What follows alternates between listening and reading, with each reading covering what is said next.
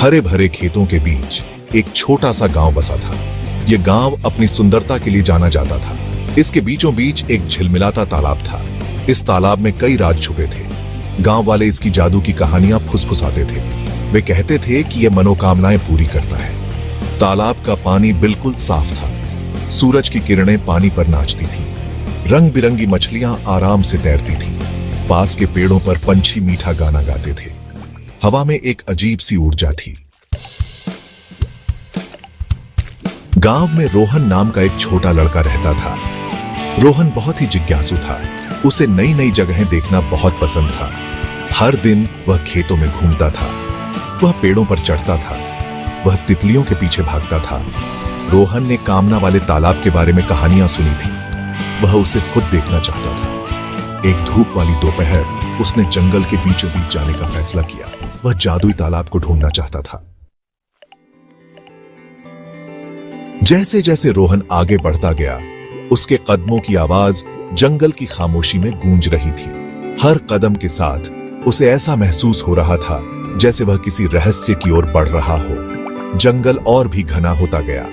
पेड़ों की शाखाएं एक दूसरे में उलझी हुई थीं और सूरज की रोशनी मुश्किल से जमीन तक पहुंच पा रही थी। हवा में जंगली फूलों की खुशबू भर गई थी। यह खुशबू रोहन को एक अजीब सी शांति का एहसास दिला रही थी, जैसे कि यह जंगल उसे अपने अंदर समा लेना चाहता हो। रास्ता संकरा और टेढ़ा मेढ़ा था। हर मोड़ पर उसे ऐसा लगता था कि वह किसी नई दुनिया में प्रवेश कर रहा है। रोहन के मन में उत्साह का एक रोमांच दौड़ गया। उसकी आंखों में चमक थी और दिल में एक अजीब सी धड़कन। वह जानता था कि वह करीब पहुंच गया है। उसकी हर सांस में एक नई उम्मीद थी और हर कदम में एक नई ऊर्जा। अचानक पेड़ अलग हो गए। उसके सामने एक खुला मैदान था जो अब तक छुपा हुआ था। रोहन ने हैरानी से सांस ली। उसने कभी नहीं सोचा था कि जंगल के बीचों बीच ऐसा कुछ हो सकता है। वहां सुनहरी धूप में नहाया हुआ तालाब था। तालाब की सतह पर सूरज की किरणें चमक रही थीं और पानी में एक अद्भुत शांति थी। पर उसकी नजर किसी और चीज पर पड़ी। तालाब के किनारे पर कुछ चमक रहा था जो उसकी ओर ध्यान खींच रहा था। एक चमकदार रास्ता पानी में जाता दिख रहा था। यह रास्ता ऐसा लग रहा था जैसे किसी जादुई दुनिया की ओर ले जा रहा हो। ऐसा लग रहा था जैसे वह उसे बुला रहा हो। रोहन ने एक गहरी सांस ली और उस रास्ते की ओर कदम बढ़ा दिए, यह सोचते हुए कि आगे क्या रहस्य छुपा हो सकता है। रोहन सावधानी से रास्ते पर कदम रखा। उसे अपने पैरों के नीचे जमीन जैसा महसूस हुआ। वह तालाब में आगे बढ़ता गया। उसके चारों ओर पानी लहरा रहा था, लेकिन उसके कपड़े सूखे रहे। वह हैरान था। जैसे ही वह तालाब के बीच में पहुंचा, पानी झिलमिला उठा। एक बड़ी रंग बिरंगी मछली दिखाई दी। उसके चमकदार शल्क और बुद्धिमान बूढ़ी आंखें थीं। रोहन आश्चर्य से देखता रहा। मछली बोली। उसकी आवाज गहरी और गूंजती हुई थी। भाग 5, पहली इच्छा। नमस्ते रोहन, मछली ने गहरी आवाज में कहा। मैं इस तालाब का रक्षक हूं। मैं तुम्हारी 3 मनोकामनाएं पूरी कर सकता हूं। सोच समझकर मांगना। रोहन दंग रह गया। उसे अपने कानों पर यकीन नहीं हो रहा था। यही उसका मौका था। रोहन ने बहुत सोचा, उसे सबसे ज्यादा क्या चाहिए था। आखिरकार वह बोला, मुझे सोने का पहाड़ चाहिए। उसने कहा। मछली ने धीरे से सिर हिलाया। ऐसा ही होगा, उसने कहा। भाग 6, गलत इच्छा। रोहन अपनी इच्छा पूरी होते देखने के लिए उतावला होकर घर वापस भागा। उसकी सांसें तेज हो रही थीं और दिल की धड़कनें तेज हो गई थीं।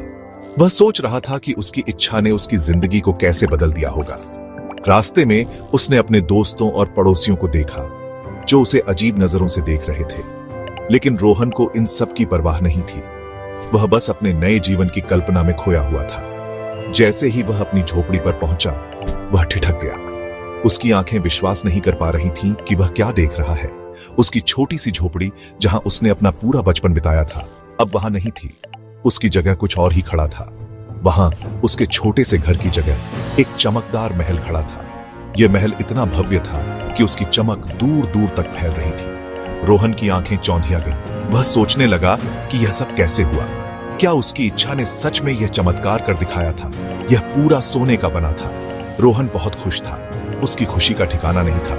उसने सोचा कि अब उसकी सारी समस्याएं खत्म हो जाएंगी। वह अब सबसे अमीर आदमी बन गया था। उसकी आंखों में चमक और चेहरे पर एक बड़ी सी मुस्कान थी। वह अंदर भागा, सोने के फर्नीचर और चमकते हुए जवाहरात को देखकर हैरान रह गया। हर कोने में सोने की चमक थी, दीवारों पर सोने की नक्काशी और फर्श पर बेशकीमती कालीन बिछे हुए थे।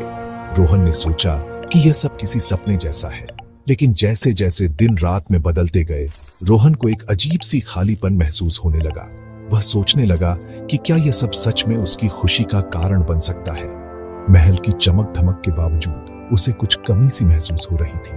वह अपने पुराने दोस्तों और परिवार को याद करने लगा। सोना जो कभी आकर्षक लगता था, अब ठंडा और बेजान लग रहा था। महल की भव्यता में भी उसे एक अजीब सी उदासी महसूस हो रही थी।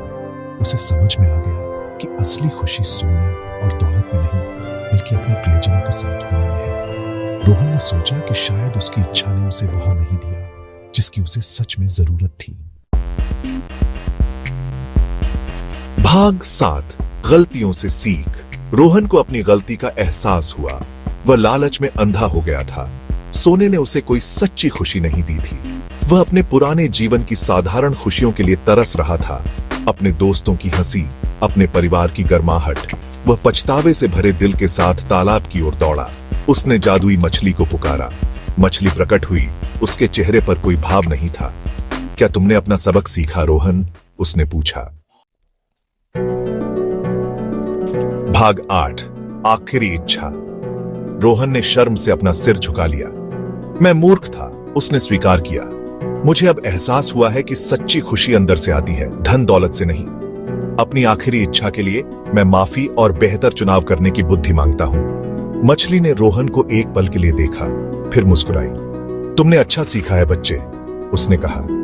अब जाओ और तुम्हारा जीवन खुशी और उद्देश्य से भरा रहे। और अपनी पूंछ हिलाते हुए मछली गायब हो गई। भाग 9, असली खजाना। रोहन तालाब से चला गया। उसका दिल कई दिनों से ज्यादा हल्का था। वह अपने जीवन में एक नई दिशा की तलाश में था, एक ऐसी दिशा जो उसे सच्ची खुशी और संतोष की ओर ले जाए।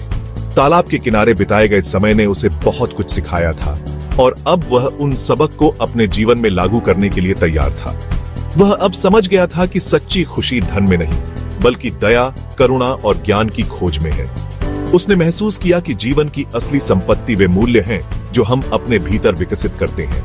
ये मूल्य न केवल हमें, बल्कि हमारे आसपास के लोगों को भी प्रभावित करते हैं। रोहन ने यह भी समझा कि ज्ञान की खोज एक निरंतर प्रक्रिया है जो हमें जीवन के हर मोड़ पर कुछ नया सिखाती है। वह अपने अनुभवों का उपयोग दूसरों की मदद करने और दुनिया को एक बेहतर जगह बनाने के लिए करेगा। उसने ठान लिया कि वह अपने ज्ञान और अनुभवों को साझा करेगा ताकि और लोग भी सच्ची खुशी और संतोष पा सकें। रोहन ने यह भी निर्णय लिया कि वह अपने समय और संसाधनों का उपयोग उन लोगों की मदद करने में करेगा जिन्हें इसकी सबसे अधिक आवश्यकता है। उसने महसूस किया कि दूसरों की मदद करने से उसे भी आंतरिक शांति और संतोष मिलेगा। जादुई तालाब रोहन और बुद्धिमान बूढ़ी मछली के बीच एक राज बना रहा। उस तालाब में बिताए गए समय ने रोहन को जीवन के गहरे रहस्यों से अवगत कराया था। बूढ़ी मछली ने उसे सिखाया था कि सच्ची बुद्धिमत्ता और ज्ञान केवल पुस्तकों में नहीं, बल्कि जीवन के अनुभवों में छिपे होते हैं। तालाब का वह जादू हमेशा रोहन के दिल में बसा रहेगा, एक प्रेरणा के रूप में। लेकिन उसने जो सबक सीखा वह हमेशा उसके साथ रहेगा। एक याद दिलाता है कि सबसे बड़े खजाने अक्सर वे होते हैं जिन्हें हम अपने हाथों में नहीं पकड़ सकते। ये खजाने हमारे दिल और दिमाग में बसे होते हैं और वे हमें जीवन की कठिनाइयों का सामना करने की शक्ति देते हैं। रोहन ने यह भी समझा कि सच्ची खुशी और संतोष की खोज एक यात्रा है जो हमें जीवन के हर मोड़ पर कुछ नया सिखाती है। इस यात्रा में उसने पाया कि असली खजाना वह है जो हमें आंतरिक शांति और संतोष प्रदान करता है।